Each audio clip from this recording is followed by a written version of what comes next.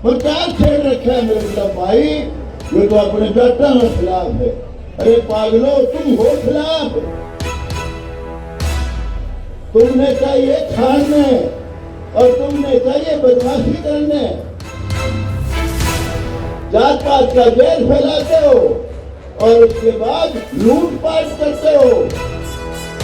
कब्जे करना, लूटपाट करना, नौकरियां लूटना, नौकरियां बेचना, जितने दुष्ट कर्म है, नीच कर्म है, सारे यही लोग करते हैं। नमस्कार, मैं विजेंद्र कुमार, हरियाणा फर्स्ट में आपका स्वागत है। हरियाणा में इन दिनों क्या मैं ये कहूं कि कई सालों से एक प्रचलन है, नेता जो है अमर्यादित टिप्पणियां कर रहे हैं, मर्यादाएं लांघ रहे हैं। नतीजा ये है कि समाज के अलग अलग तबके निकलकर एक दूसरे पर टिक्का टिप्पणी कर रहे हैं। इस पूरे मामले पर बातचीत करने के लिए हमारे साथ आज रणवीर सिंह पहलवान हैं, जो नरवल खाप के राष्ट्रीय प्रवक्ता भी हैं। तमाम मुद्दों पर बात करेंगे। ये एडवोकेट भी हैं और खाप नेता भी है। इनसे बात इसलिए कर रहे हैं क्योंकि खापों में खासकर नाराजगी है नेताओं की बयानबाजी को लेकर, उनकी जिस प्रकार से भाषा एक समाज को लेकर, स्पेशली अगर कहें तो जाट समाज को लेकर जिस प्रकार से टिप्पणियां आ रही हैं, तो खापों का एक बड़ा कड़ा रुख उनके प्रति आया है। नरवल साहब, क्या आपको समस्या उस बात से आई? आप बड़ी नाराजगी आप जाहिर कर रहे हैं कि जिस प्रकार नेताओं की बयानबाजी हो रही है, और किन किन नेताओं की बयानबाजी से खापे और जो समाज है, जो अलग अलग तबके हैं, वो प्रभावित हो रहे हैं? देखिए विजेंद्र जी, आपके जिम्मेदार चैनल पे एक जिम्मेदार खाप की तरफ से एक जिम्मेदारी के साथ मैं ये कहना चाहता हूं, मैं ऐसे लोगों को नेता तो नहीं कह सकता।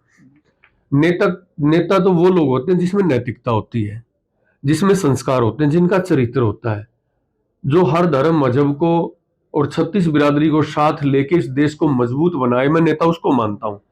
इस प्रकार के छुटवैये लोगों को मैं नेता नहीं मानता।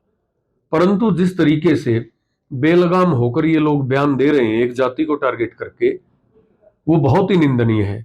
इसलिए भी नहीं मैं ये कह रहा कि मैं जाट हूं, इसलिए मैं कह रहा हूं, अब कोई किसी के साथ अन्याय करेगा तो बतौर एक खाप प्रवक्ता और बतौर इस देश का एक नागरिक मेरा ये धर्म बनता है, मेरी जिम्मेदारी बनती है और मेरा नैतिक फर्ज बनता है कि मैं उसको कंडम करूं और उसको गलत कहूं। हमें तो उस वक्त भी हमने बयान दिए थे और हमें बहुत पीड़ा थी कि एक व्यक्ति को और उसी बिरादरी के एक व्यक्ति ने गोबर पीणा शब्द तक का संबोधन किया था, तो वो हमें अच्छा नहीं लगा था। विधानसभा में कहा, अरविंद शर्मा ने मंत्री जी बिल्कुल, नाम लेने में कोई इसमें बिल्कुल बिल्कुल सर, बिल्कुल।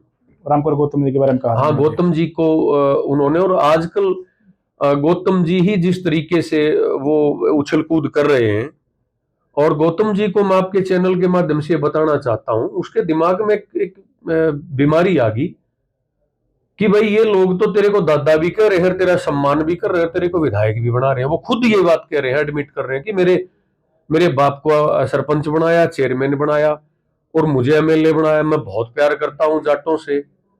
मैं ये मतलब वो इस प्रकार की ड्रामेबाजी, पहले गलत बोलता है फिर ड्रामे करता है।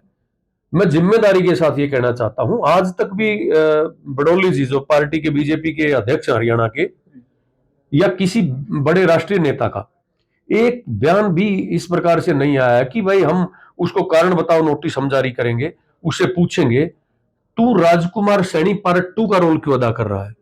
और उसके साथ साथ मैं एक बताना चाहता हूँ, रामचंद्र जांगड़ा भी, इसलिए मैंने कहा छोटी और तथाकथित जो ये शो कॉल्ड ये नेता बने फिरे अपने आप में, तो ये लोग इस प्रकार से हरियाणा प्रदेश में मिलकर अशांति फैलाना चाहते हैं।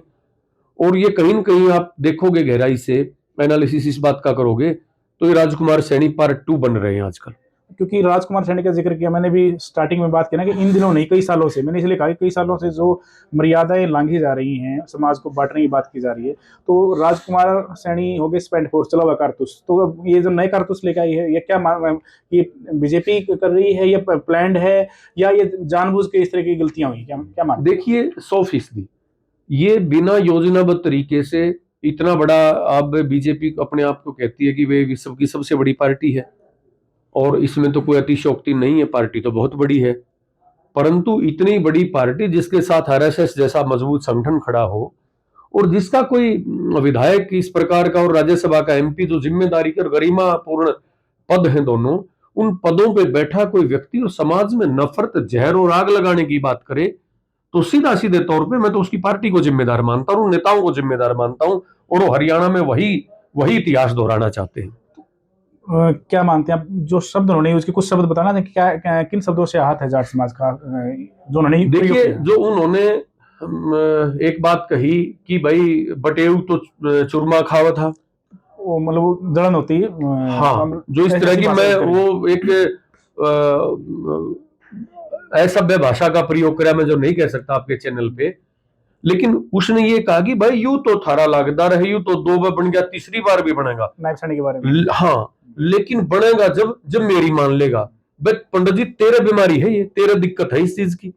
तेरे को दुष्यंत ने जूते मारे, तू रोता फिरा कि सारा एकला जीम गया, यानी लूट का माल दुष्यंत अकेला क्यों ले रहा, मेरे तक भी दे दे थोड़ा।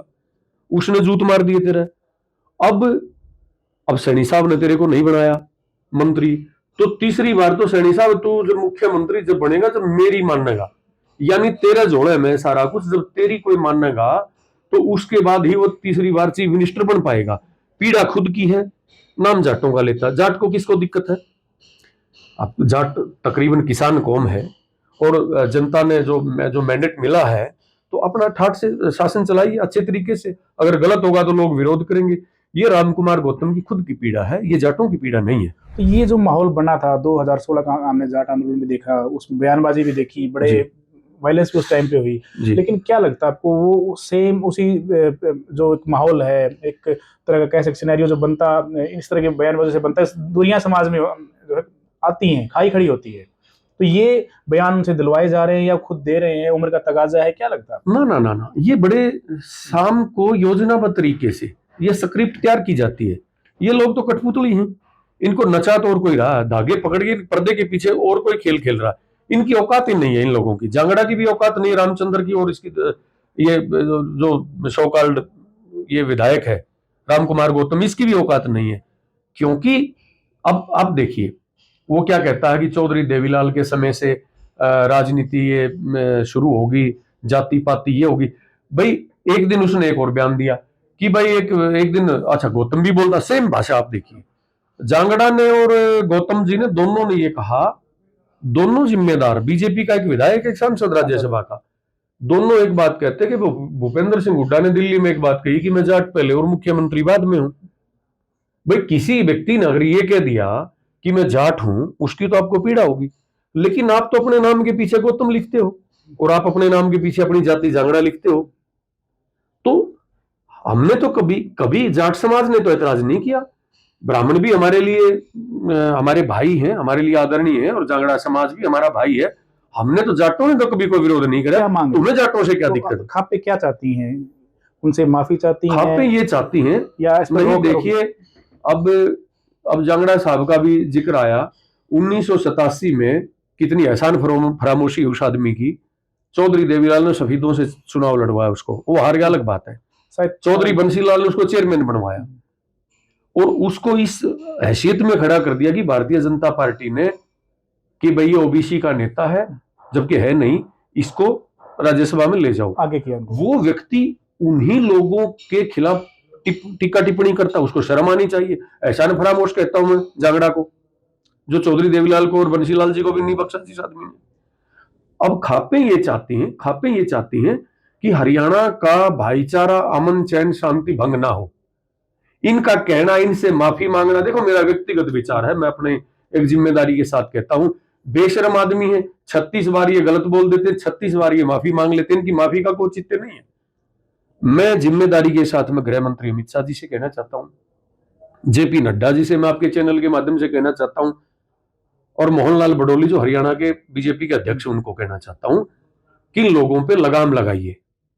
नहीं तो खापे कुछ लेंगे एक्शन अगर इस तरह की चीज जारी रही तो? क्योंकि हर मुद्दे पर देखा है कि खापे को बड़ी मीटिंग करती है, फिर फैसले लेती है, और मामला पंचायत में किसी तरीके से निपट जाता है। देखो, अगर कोई किसी जाति के खिलाफ बोल रहा है तो उसको गुंडागर्दी का लाइसेंस नहीं मिलेगा।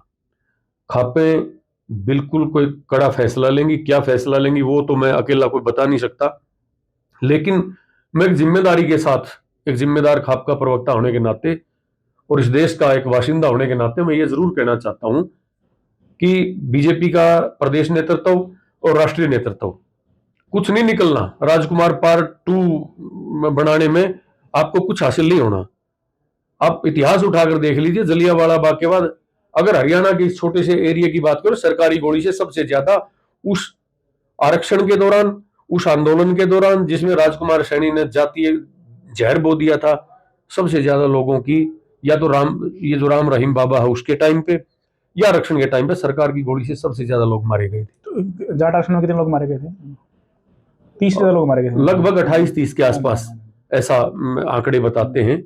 और वो गलत भी हुआ, किसी का अगर नाखून भी कच्चा कटता है तो उस देश का नागरिक है, वो गलत है। तो मैं बीजेपी के नेतृत्व से यह कहना चाहता हूं कि आप बेलगाम इनको अपना लगाम दीजिए। नरवल साहब, इसी कड़ी में एक चीज देखने को मिली है कि देखो, एक्शन का रिएक्शन हमेशा होता है जी। तो जाट समाज के कुछ नेता हैं इसमें जो अमर्यादित टिप्पणी कर रहे हैं रामकुमार गौतम पर और बाकी नेताओं पर। देखो, उन्होंने तो गलत काम कर दिया, लेकिन संयम बरतना चाहिए दोनों तरफ से, क्योंकि एक्शन का रिएक्शन हमेशा देखने को मिला है। क्योंकि आपने बड़ी जिम्मेदारी से संयमित बात रखी, तो लोग भी बड़ी बात संयमित तरीके से रख सकते हैं, उनको भी इस तरह की कंट्रोल करना चाहिए। देखिए, अब एक आदमी गलती बोलता है विजेंद्र जी किसी को, वो तो एक स्वभाव है, पास्कल का सिद्धांत, आप जिसको जितना वेग से दबाओगे इतना वेग से बाहर निकलेगा, रिएक्शन होगा, एक्शन का रिएक्शन होगा, टिट फॉर टैट होता है, ये विधि का विधान है।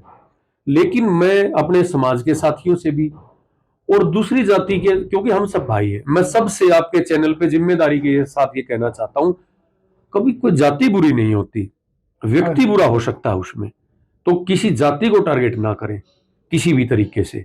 उसमें किसी कोई जाट समाज का भी कोई साथी अगर मैंने ऐसा सुना नहीं है कि कोई किसी ब्राह्मण समाज को या जांगड़ा समाज के बारे में कुछ कह रहा, व्यक्तिगत भले उन्होंने कहा हो, लेकिन मैं ये भी कहूंगा व्यक्तिगत भी एक मर्यादित आचरण ही व्यक्ति का होना चाहिए। अमर्यादित उनमें और उन लोगों में, उन बेहुदा लोगों में फिर फर्क क्या रहेगा? बिल्कुल, रणवीर नरवाल जी ने बड़े स्पष्ट बातें रखी, खाप के प्रवक्ता भी हैं और जिम्मेदार अधिवक्ता भी हैं। इन्होंने समाज के हर तबके से अपील की है कि संयम रखना चाहिए, मर्यादा रखनी चाहिए, और साथ में बीजेपी के शीर्ष नेतृत्व से ये गुहार लगाई है, उनसे रिक्वेस्ट की, अपील की है कि इस प्रकार की टीका टिप्पणी करने वाले नेताओं पर लगाम लगे, ताकि राजकुमार सैनी पार्ट 2 हरियाणा में ना दोहराया जाए। नमस्कार, बहुत बहुत धन्यवाद।